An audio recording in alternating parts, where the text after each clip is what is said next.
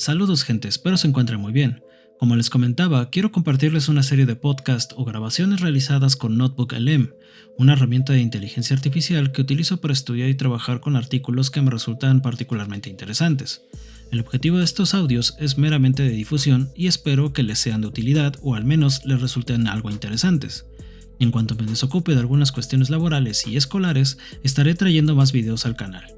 Por lo pronto, y siendo esta la primera grabación, espero que la disfruten, aun considerando algunos pequeños errores de dicción propios de la inteligencia artificial. El tema, sin embargo, es sumamente interesante, ya que se hablará sobre cómo el análisis de datos, su visualización y el uso de ciertos métodos cuantitativos pueden ser de gran utilidad para el estudio de autores como Dostoyevsky y su extensa obra.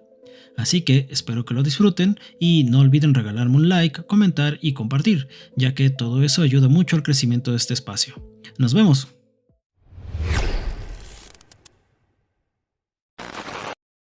Pensar en Fyodor Dostoyevsky es pensar en las profundidades del alma humana, ¿no? En la culpa, en debates filosóficos. Es el territorio de la interpretación, de la emoción. Pero, ¿qué pasaría si les dijera que, para entenderlo mejor, vamos a meter sus novelas en una computadora? Si tratamos Crimen y Castigo como un gigantesco conjunto de datos. Suena casi a sacrilegio, ¿verdad? Pero la idea es fascinante.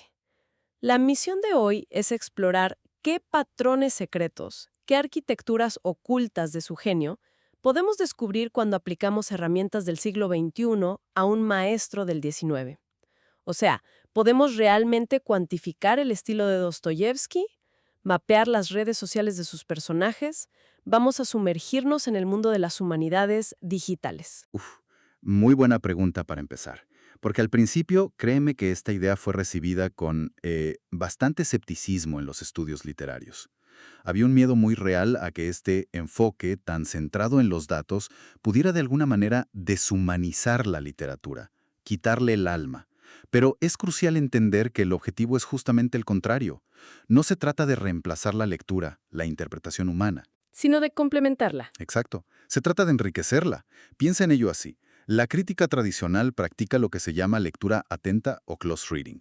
Te sumerges en un pasaje, en una frase, y lo analizas al detalle. Es como mirar un cuadro con una lupa. Claro, el detalle mínimo. Justo. Lo que proponen las humanidades digitales es la lectura distante, o distant reading.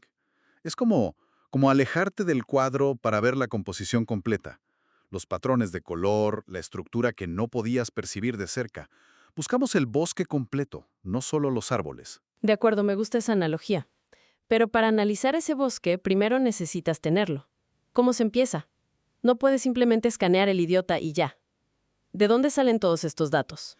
Ahí es donde el caso ruso es particularmente interesante. Fíjate que el esfuerzo por digitalizar su literatura fue masivo y comenzó increíblemente temprano.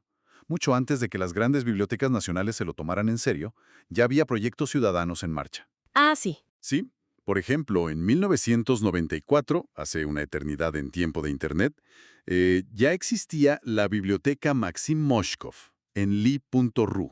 Era un proyecto colaborativo, casi como una Wikipedia de la literatura. Luego, claro, surgieron proyectos más académicos, como el Corpus Nacional de la Lengua Rusa, que es una base de datos lingüística monstruosa. ¿Qué tan monstruosa? ¿De cuántas palabras estamos hablando cuando se trata de Dostoyevsky?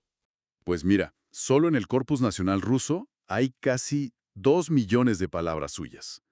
Pero hay proyectos aún más específicos, como Digital Dostoyevsky, que tiene 2,7 millones de palabras de sus obras literarias, y, agárrate, casi 5 millones más si sumamos manuscritos, cartas, artículos. 5 millones. Es una cantidad de texto que ninguna persona podría analizar de forma sistemática en toda una vida. Imposible. Por eso estas herramientas son tan reveladoras. Es una locura, y supongo que Dostoyevsky no es un autor cualquiera para este tipo de análisis. Su obra debe tener ciertas características que la hacen especialmente jugosa para una computadora. Totalmente.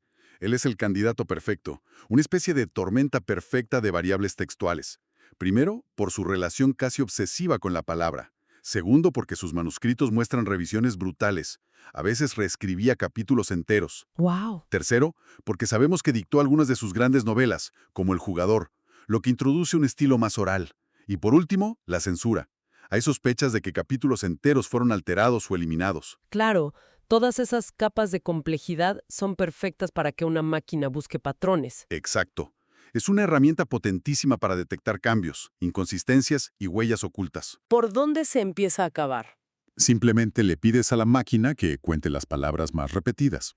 Pues, aunque suene simple, a veces ese es el mejor lugar para empezar. Y con Dostoyevsky, este método tan básico ya arroja un resultado espectacular. Hay una palabra en ruso, vdruj, que significa de repente. Claro, quienes lo hemos leído sentimos eso, que todo pasa de repente. Las revelaciones, los actos impulsivos. Pues bien, el análisis cuantitativo confirma que no es solo una sensación. Su uso de vdruj es estadísticamente anómalo. Es excesivo en comparación con cualquier otro autor de su época. O sea, que la máquina le pone un número a una intuición que los lectores hemos tenido durante más de un siglo. Exacto. Convierte esa sensación en un hecho medible. Y la crítica ha interpretado esto como un pilar de su visión del mundo. Una realidad inestable, donde la catástrofe siempre está a la vuelta de la esquina. No es un tic, es una filosofía encapsulada en una palabra. Justo eso. Vale, una palabra es un dato curioso, casi una anécdota. Pero esto va más allá. Podemos ver patrones más complejos. Por supuesto. Aquí es donde se pone bueno. Tomemos dos expresiones rusas muy similares. Kakbe, y kakbuto. Ambas se pueden traducir más o menos como sí o como qué. Ok, Lo que un análisis de la frecuencia de estas palabras a lo largo de toda su carrera revela es algo imposible de notar con una lectura normal. Hay un gráfico que muestra una tendencia clarísima. Con el paso de los años, Dostoyevsky usa cada vez más vdruj y kakbe, mientras que el uso de kakbuto cae en picada, ¿en serio? hasta casi desaparecer. Espera, ¿me estás diciendo que podemos ver cómo su estilo evoluciona a lo largo de los años, viendo cómo deja de usar una frase y empieza a usar otra? ¿Es como ver a un pintor cambiar su paleta de colores en tiempo real? Esa es la idea. Deja de ser una muletilla o un hábito inconsciente y se convierte en una decisión estilística deliberada y medible. Vemos la evolución de su voz a nivel microscópico. Eso es increíble a nivel del autor. ¿Pero se puede aplicar esta misma lupa a los personajes? En una novela como Crimen y Castigo, Raskolnikov y Sonia son como el día y la noche. ¿Podríamos ver esa diferencia en las palabras que eligen? Es que no solo se puede, sino que los resultados son reveladores. Se hizo un análisis creando una nube de palabras con el vocabulario exclusivo de Sonia. O sea, palabras que ella usa y que Raskolnikov, el gran protagonista que no para de hablar en toda la novela, ¿Que no se calla nunca? exacto, que él no pronuncia ni una sola vez. ¿Y qué apareces en esa nube? ¿Qué palabras son solo de ella? A pesar de que Raskolnikov tiene muchísimas más líneas de diálogo, Sonia tiene un léxico propio que la define. Y la palabra que más destaca en su vocabulario exclusivo es shalko.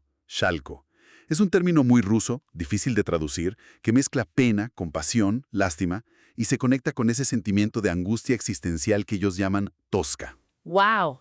O sea que una intuición crítica, que Sonia es la encarnación de la compasión frente a Raskolnikov, queda demostrada con datos. Su compasión no es solo lo que hace, es literalmente de lo que habla. Queda cuantificada. Es una evidencia basada en datos. Ok, si podemos analizar las palabras de un personaje para entender su esencia, podríamos hacer lo mismo con un autor entero. Crear una especie de huella digital estilística que lo diferencie de, digamos, Tolstoy. Exactamente. Y esa idea de la huella digital es el corazón de una disciplina fascinante que se llama estilometría. La premisa es que todos tenemos un estilo único e inconsciente, definido por la frecuencia con la que usamos las palabras más comunes, el, la, de, que, y. Palabras que no controlamos conscientemente. Un software puede analizar cientos de estas palabras funcionales y crear un perfil único para su autor. Es como la balística forense, pero para textos. Entonces, ¿qué pasó cuando metieron toda la obra de Dostoyevsky en una de estas máquinas de estilometría? Pasó algo alucinante. Se creó un dendrograma, que es básicamente un diagrama de árbol que agrupa los textos por similitud estilística. Y el algoritmo, sin saber absolutamente nada de literatura, sin saber qué es una novela o una trama, hizo algo increíble. ¿Qué hizo? Agrupó en una misma rama, en un mismo clúster, las 5 grandes novelas de Dostoyevsky: Crimen en castigo, El idiota, Los demonios, El adolescente y Los hermanos Karamazov. Y también juntó sus obras de juventud en otro grupo. Entiendo, pero a ver, ¿no es esto un poco decepcionante? Usar toda esta tecnología para llegar a la misma conclusión que los críticos literarios ya habían alcanzado hace un siglo. Es una pregunta clave. Y la respuesta tiene 2 partes. Primero, el valor no está solo en la confirmación, sino en la naturaleza de esa confirmación. Es una validación matemática, objetiva, de algo que era una interpretación. Pero segundo, y más importante, nos permite abordar debates que la crítica tradicional no podía resolver. ¿Como cuál, por ejemplo? Pues, por ejemplo, el famoso epílogo de Crimen y Castigo. Durante más de un siglo, los críticos han debatido si ese final, con su tono de redención, de esperanza, realmente encaja con el resto de la novela, que es mucho más oscura, ambigua y psicológicamente brutal. Muchos sienten que es como un post-it pegado al final. Cierto, siempre se sintió un poco distinto. ¿Y qué dicen los datos? Se hizo un análisis estilométrico de la novela, pero esta vez capítulo por capítulo. Y la visualización de los datos es impactante. Todos los capítulos de la novela principal se agrupan en una nube densa y cohesionada. Y luego, lejos, completamente aislado del resto, hay un punto solitario. No me digas. El epílogo, estilísticamente, es un caso atípico. No es de otro autor, pero sí está escrito en un registro tan diferente que se separa del resto de la obra. Esto no cierra el debate, pero añade una prueba forense a la discusión que es imposible de ignorar. Impresionante. Hemos pasado de contar palabras a identificar la huella de un autor. Pero me pregunto si esto se queda solo en el estilo. Porque al final, las novelas de Dostoyevsky son un caos de gente interactuando, amándose, odiándose. ¿Podemos usar datos para mapear ese caos social? Absolutamente. Y para eso se usa otra técnica, el análisis de redes sociales. Y no me refiero a Twitter o Facebook, sino a la teoría de redes. Se puede convertir una novela en un mapa de conexiones, donde cada personaje es un nodo, y se traza una línea entre ellos cada vez que interactúan. ¡Qué locura! Entonces, ¿tenemos un mapa de quiénes son los influencers en Crimen y Castigo? ¿Qué nos muestra? ¿Es Raskolnikov el centro de todo, como uno esperaría? Sí, a primera vista, el mapa confirma lo obvio. Raskolnikov es un sol gigantesco en el centro de la galaxia, casi todos orbitan a su alrededor. Pero aquí es donde la lectura distante revela sorpresas. El análisis mide no solo cuántas conexiones tiene un personaje, sino su intermediación. Es decir, qué tan importante es ese personaje para conectar a otros que, de otro modo, estarían aislados. ¿Y quién tiene un alto índice de intermediación? Pues, además de Raskolnikov, uno de los personajes con el índice más alto es la vieja usurera, Aliona Ivanovna. Es un personaje que aparece poquísimo, la asesinan al principio, pero el mapa revela que ella era un puente crucial, el único nexo entre diferentes subgrupos de la red social de la historia. Es increíble. Es como si el análisis de redes nos mostrara el esqueleto social de la novela. Y el asesinato no fuera solo un acto atroz, sino un acto que rompe la estructura entera de ese mundo. Es una analogía perfecta. El asesinato de Aliona no es solo la eliminación de un personaje, es la fractura de la red. Y esta misma técnica se puede escalar. Hay visualizaciones que combinan la estilometría con el análisis de redes, mapeando no solo una novela, sino docenas de obras de Dostoyevsky, Tolstói, Turgeniev. ¿Y qué se ve en ese mapa más grande? Se ve un mapa del universo literario ruso del siglo XIX. Se ven claramente las comunidades de cada autor. Demuestra visualmente que Dostoyevsky no solo escribía diferente a Tolstói, sino que los mundos sociales que construía, las redes de interacción de sus personajes eran fundamentalmente distintas. Entonces, si damos un paso atrás, ¿qué nos llevamos de todo esto? Lejos de deshumanizar a Dostoyevsky, parece que estas herramientas nos dan un nuevo tipo de microscopio y de telescopio. Nos permiten apreciar su genio de una forma que él nunca hubiera imaginado. Vemos la intención detrás de una palabra y la arquitectura invisible de toda una novela. Totalmente. Lo más fascinante es que estos métodos no vienen a decir Los críticos estaban equivocados. A menudo confirman sus intuiciones, pero lo hacen con evidencia empírica y, sobre todo, abren puertas a preguntas nuevas. Ya no solo preguntamos qué significa esta novela, sino también cómo funciona, cuál es su mecánica interna, El objetivo no es encontrar la respuesta correcta en los datos. sino aprender a formular preguntas mejores y más profundas. Al final, se menciona que el próximo gran reto es ir más allá. Representar no solo palabras o interacciones, sino los niveles narrativos, la estructura, las emociones.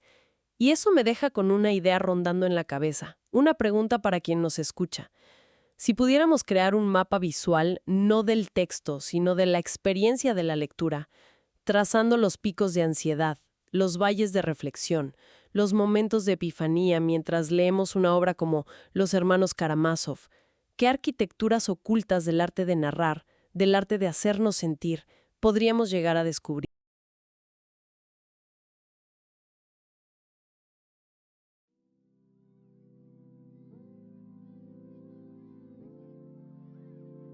Bueno, este audio hecho con IA a través de Notebook LM ha llegado a su final. Espero les haya parecido interesante y, si fue así, no olviden regalarme un like, suscribirse, comentar y compartir, que todo ello ayuda al crecimiento de este proyecto. Yo soy Rafa Neco y aquí pensamos lo digital. Nos vemos en otro momento. ¡Chao!